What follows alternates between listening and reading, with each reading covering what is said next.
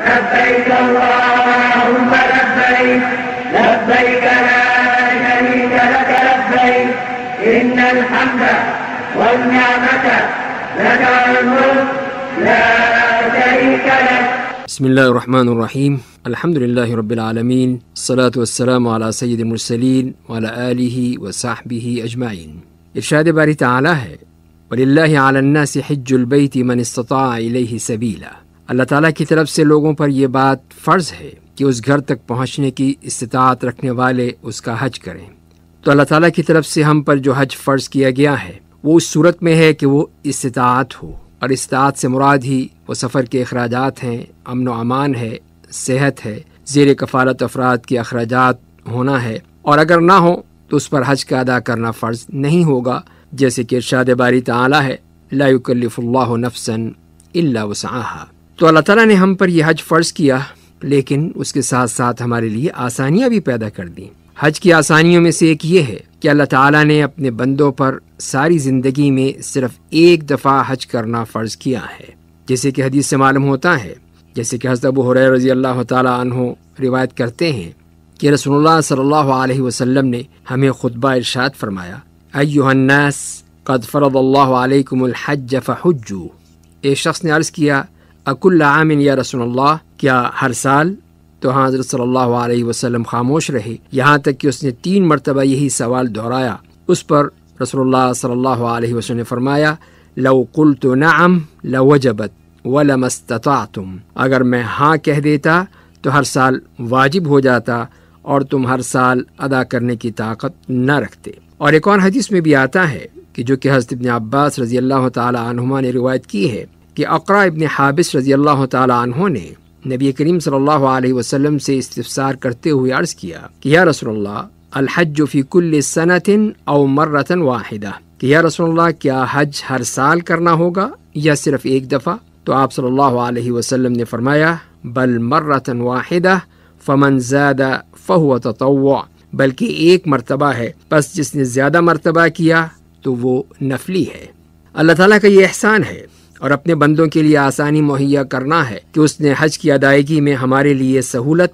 اور آسانی رکھی ہے، اور حج کی 3 اقسام میں سے کوئی بھی قسم ادا کرنے کی اجازت دی ہے. حج کی جو 3 قسمیں ہیں وہ ہیں افراد، تمتع اور قران. افراد یہ ہے کہ صرف حج کی نیت سے اشہر حج میں حج کے مناسک ادا کیے جائیں، اس کے ساتھ عمرہ نہ کیا جائے، اس میں قربانی واجب نہیں ہوتی. دوسری قسم ہے تمتع. اس سے مراد یہ ہے کہ اشہر حج میں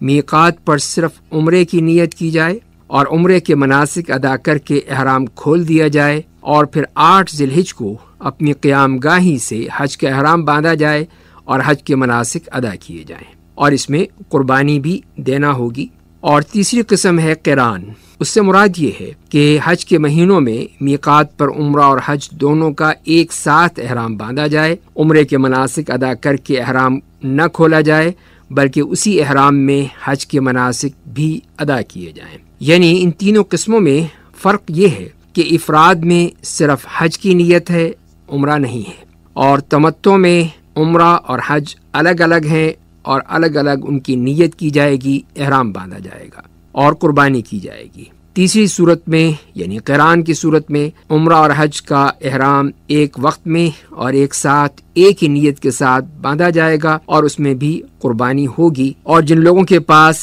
قربانی کا جانور خریدنے کے لیے پیسے نہ ہوں وہ اس کے بدلے 10 روزے رکھیں گے، 3 حج کے دنوں میں اور 7 حج کے بعد گھر واپس آ کر. جیسے کہ ارشاد باری تعالی ہے فمن تمتع بالعمرة الى الحج فما استيسر من الهدي فمن لم يجد فصيام 3 أيام في الحج و7 إذا رجعتم تلك 10 كاملة ذلك لمن لم يكن أهله حاضر المسجد الحرام واتقوا الله واعلموا أن الله شديد العقاب. ارشاد باری تعالی ہے ان آیات میں کہ تم میں سے جو شخص حج کے زمانہ آنے تک عمرے کا فائدہ اٹھائے وہ حسب مقدور قربانی کرے،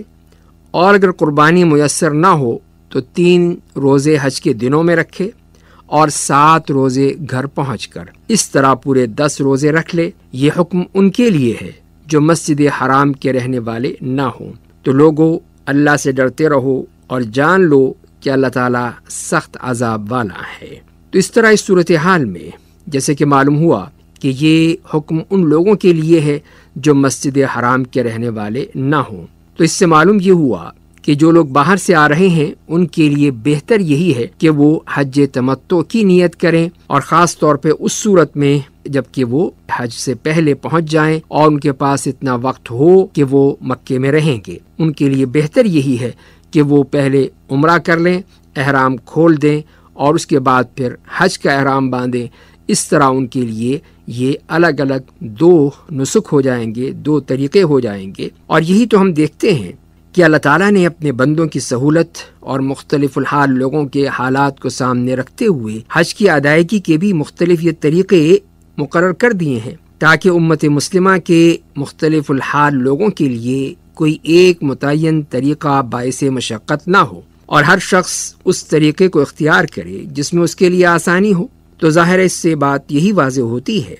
کہ اللہ تعالیٰ کی طرف سے ہمیں یہ آسانی دی گئی ہے کہ ہم ان تینوں میں سے جو بھی چاہیں کر سکتے ہیں اور اس کے مطابق ہی اپنی نیت کر سکتے ہیں، اس کے مطابق ہی احرام باندھنا ہوگا۔ اور اس کا ایک اہم تقاضا یہ ہے کہ ہم حج سے پہلے ان تمام احکام کو جان لیں کہ ہمیں کون سا احرام باندھنا ہے، کون سی نیت کرنی ہے، تاکہ بعد میں کسی قسم کی مشقت نہ ہو اور نہ ہی ہمارے لیے کوئی پریشانی کا باعث بنے کہ وہاں پہنچ کر اب نہیں جانتے کہ اب کیا کرنا ہے۔ تو لہذا حجاج کرام کا یہ فرض بنتا ہے کہ وہ حج پہ جانے سے پہلے یہ تمام احکام جان لیں، سمجھ لیں اور اس کے مطابق ہی چلیں۔ اور اسی طرح ہم یہ دیکھتے ہیں کہ اللہ تعالیٰ نے جو ہمارے لیے یہ رخصتیں اور سہولتیں رکھی ہیں یہ کسی طور پہ بھی ایمان اور تقوی کے خلاف نہیں ہے، اور اس سے کوئی یہ نہ سمجھے کہ اس رخصت کو لینے میں یا اس میں جو ہم آسانی دیکھ رہے ہیں وہ کوئی ایمان اور تقوی کے منافی ہے۔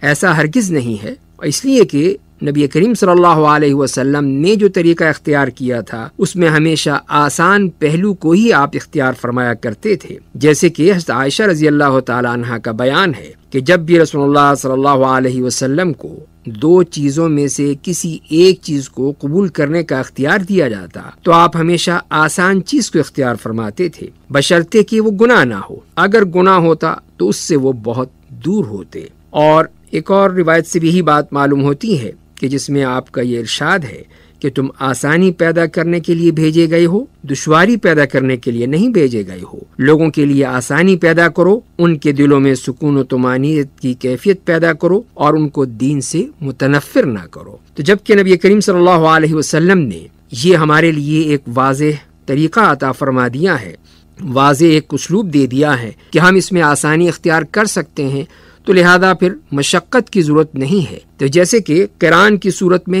کہ اگر آپ نے عمرہ اور حج کا احرام اکٹھا باندھ لیا اور نیت کر لی اور اس کے بعد آپ کے پاس وقت بھی تھا، تو ظاہر ہے کہ عمرے کی ادائیگی کے بعد اب آپ احرام نہیں کھول سکتے، جبکہ آپ نے قران کی نیت کی ہے اور وقت بھی ہے آپ کے پاس، تو یہ آپ کے لیے انتہائی مشقت کا باعث ہوگا کہ آپ کئی دن انہی احرام کی پابندیوں میں رہے۔ تو لہذا یہ ایک مشکل مسئلہ ہوگا۔ تو لہذا حج کے ان تینوں طریقوں میں اسلامی شریعت کی اسی آسانی کو ملحوظ رکھا گیا ہے کہ ہر حاجی اپنی سہولت کو دیکھ لے، اپنی آسانی کو دیکھ لے۔ جس شخص کے پاس وقت کم ہو اس کے لیے حج افراد بہتر ہے کہ وہ 8 ذی الحجہ سے حج کے اعمال شروع کرے اور 12 یا 13 تاریخ کو طواف وداع کر کے اپنے وطن واپس آ جائے۔ اور خاص طور پہ یہ ان لوگوں کے لیے بھی آسان ہے کہ جو کہ مکہ مکرمہ میں مقیم ہے یا مکہ مکرمہ کے آس پاس کے علاقوں میں مقیم ہے، تو ان کے لیے یہ انتہائی آسان ہوگا کہ وہ آئیں اور حج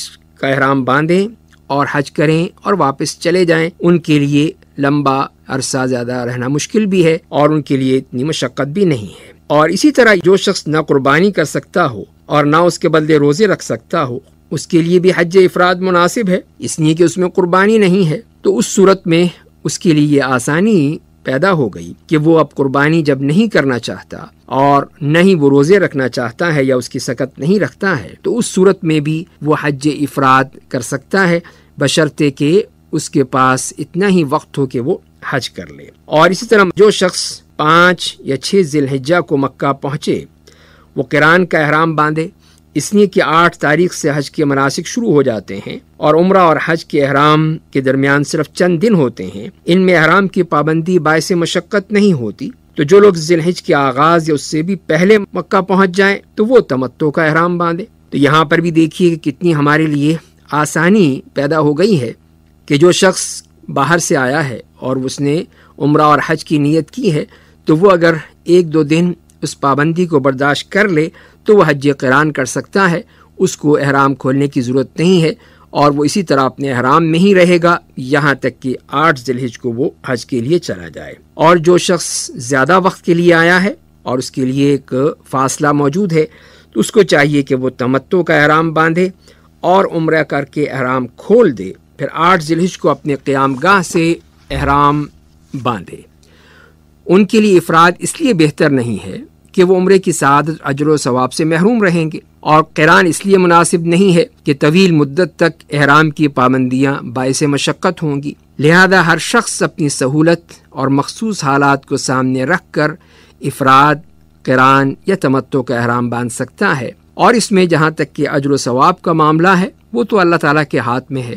اللہ تعالیٰ اس شخص کی ایمانی کیفیت، اس کے اخلاص نیت اور اس کے عمل کو دیکھتے ہوئے اس کا اجر عطا فرمائیں گے، اور جتنا بھی آدمی اخلاص کے ساتھ اور للہیت کے ساتھ یہ عمل کرے گا اتنا ہی وہ اللہ کے ہاں زیادہ اجر کا مستحق ہوگا۔ تو لہذا یہ نہیں کہہ سکتے کہ افراد والے کو کم اجر ملے گا یا تمتع والے کو زیادہ ملے گا، یہ ہم نہیں کہہ سکتے، بلکہ صرف یہی کہہ سکتے ہیں کہ یہ اس کے اپنے اپنے عمل پر منحصر ہے۔ جیسا بھی عمل ہوگا ویسے ہی اللہ تعالیٰ کے ہاں اس کو اجر و ثواب ملے گا۔ تو لہذا کوشش یہی کرنی چاہیے حج کے دوران کہ ہمارا ہر عمل،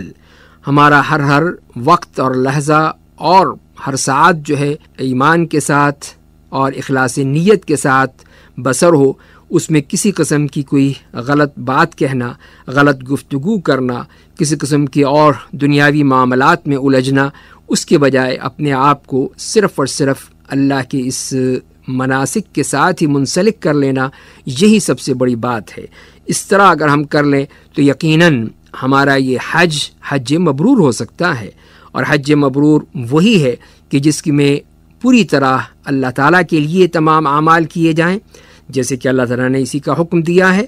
تو ہم اس کے مطابق اگر وہ عمل کرتے ہیں اور اس کے نبی صلی اللہ علیہ وسلم کی سنت کے مطابق اس کو ادا کرتے ہیں تو یقیناً یہ حج مبرور ہوگا، اور اللہ تعالیٰ کے ہاں اس کا بہت بڑا مقام ہے، چاہے وہ کسی بھی کیفیت میں ہو، لیکن جب اس میں یہ ایمان اور اخلاص موجود ہے تو وہ حج اللہ تعالیٰ کے ہاں قبول ہوتا ہے۔ اللہ تعالیٰ ہمیں اس بات کی توفیق عطا فرمائے کہ ہم اپنے تمام اعمال میں اور خاص طور پہ حج کے اس موقع پر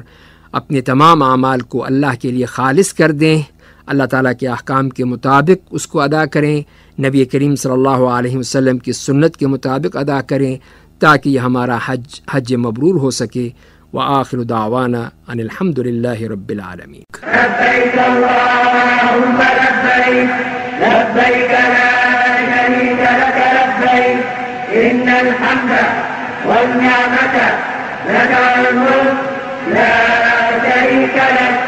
This program is the sole property of Central Productions, Pakistan Broadcasting Corporation, Islamabad. Piracy in this regard is illegal.